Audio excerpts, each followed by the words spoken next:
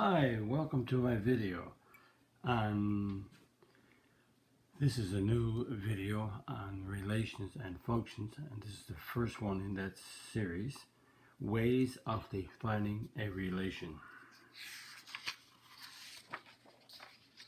The relationship between two quantities can be expressed in different ways: a sentence, an ordered pairs, table of values, equation, graph, or mapping.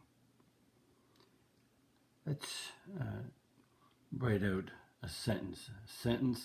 The second number is 2 more than the first number. So if that's the relationship between the first number and the second number written as a sentence, then if we want to write it out as ordered pairs, let's start with, if we have a 0, then 2 more is 2.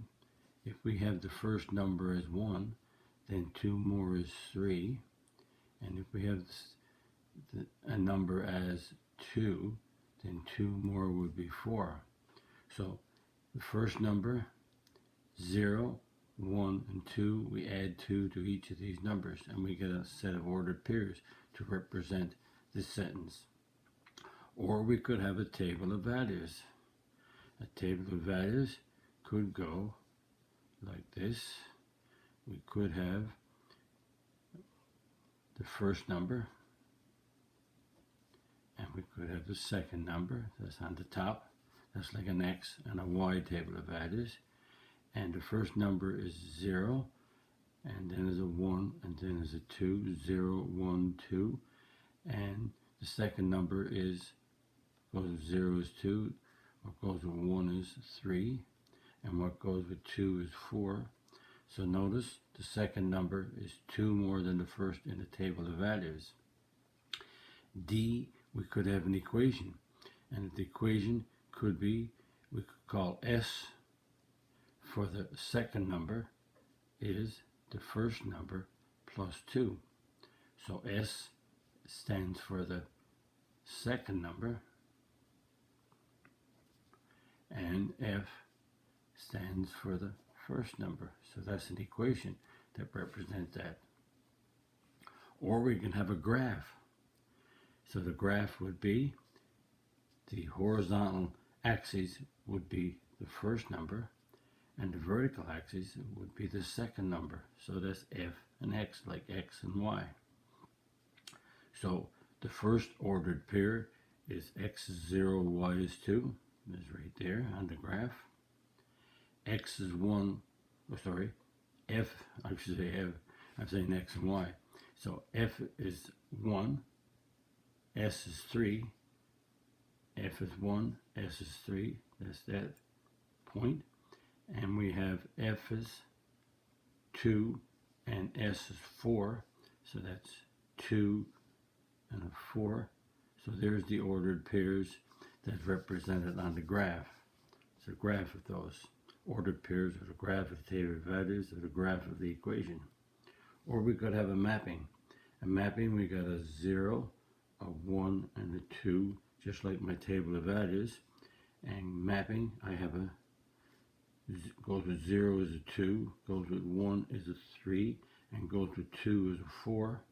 So what we do, we draw arrows going to represent what each one is going with. So 0 is going with 2, mapped to 2, 1 is mapped to 3, 2 is mapped to 4. And so this could be, this is your F, and this is your S first. That's your first numbers, that's your second numbers. Different ways to represent a relationship, a relation between two quantities. In each of the previous pages, one quantity is independent and the other one is dependent.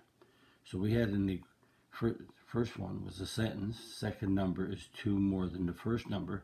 The independent variable is the first number, and the dependent variable is the second number. In other words, if you think about it, the second number depends on what the first one is. So let's take a further example. If the first number was 5, then the second number would be 7. So the second number is depending on whatever the first one is.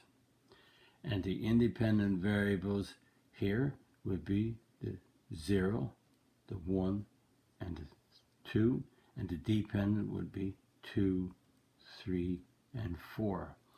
So the independent is, if you think about the ordered pairs, that's F, S, F, S, F, and S.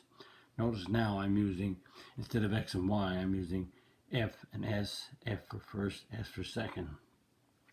And if you have a table of values, then your independent variable is the first values and in the table.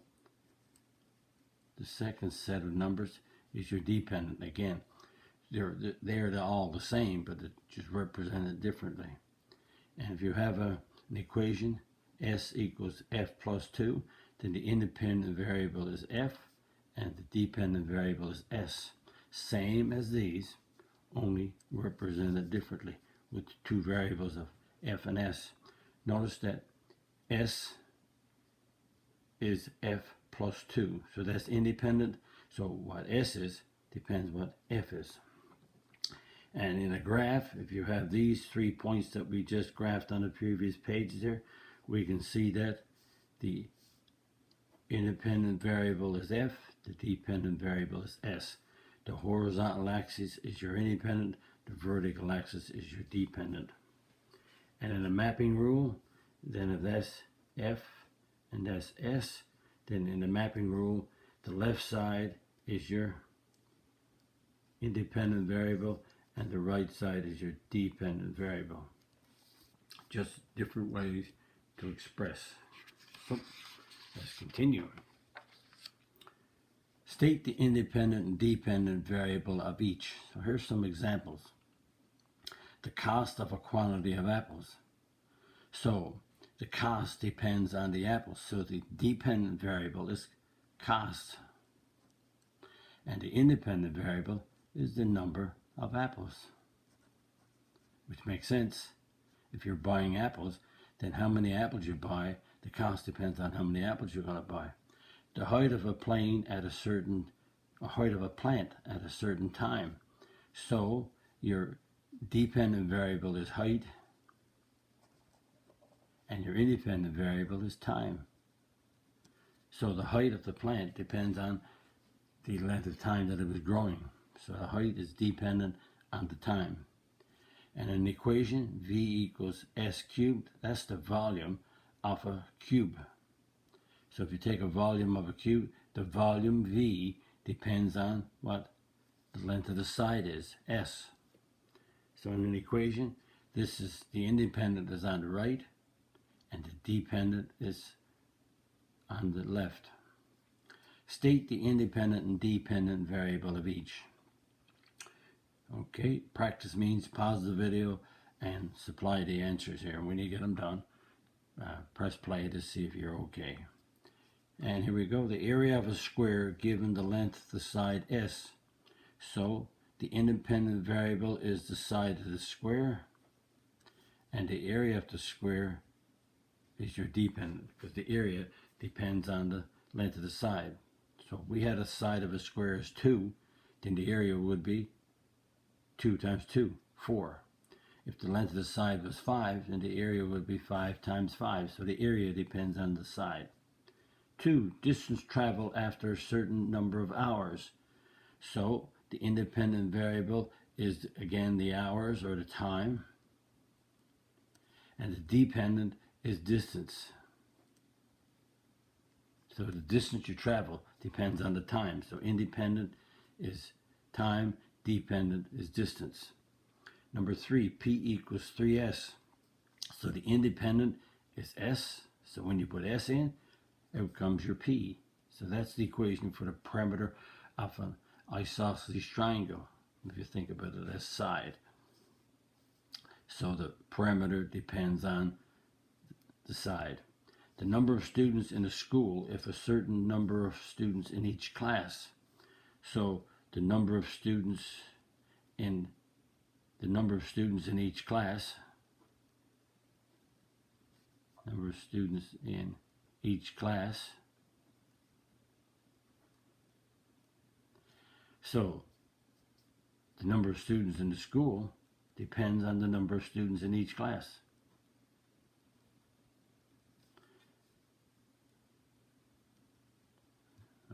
Okay, which makes sense. So if you got 20 students in each class and you got 5 classes, that means you have 5 times 10 is 50 students. So the number of students in school depends on the number of students they have in class. We have an equation y equals x plus 4, and in an independent variable in an equation, when an equation is solved for a variable, the independent variable is on the right, and the dependent variable is on the left. As in this equation, p equals 3s, s is independent, p is dependent. Parameter depends on the length of the side. So the value of y depends on what x is. To give an example, as in an ordered pair, if we have x and y, then if I put 3 in, if I put 3 in the place of x, then y is 7. If I put 5 in the place of x, then y is 9. If I put 10 in the place of x, then y is 14.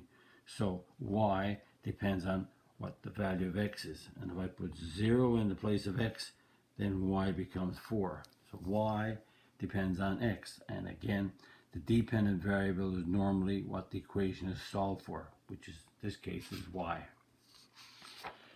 That's the video on explaining the relationship, how relations are expressed in the math, and in relation to what we call the independent and dependent variable. Hope you like my video.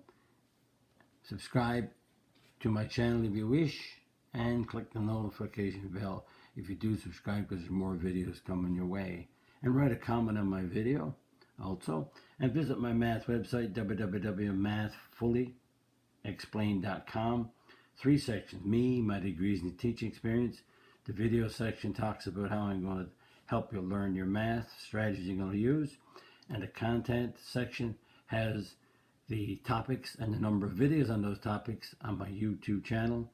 And the black font is what's online right now, and the red font is what will be developed in the near future. Thank you very much for viewing my video. Bye bye.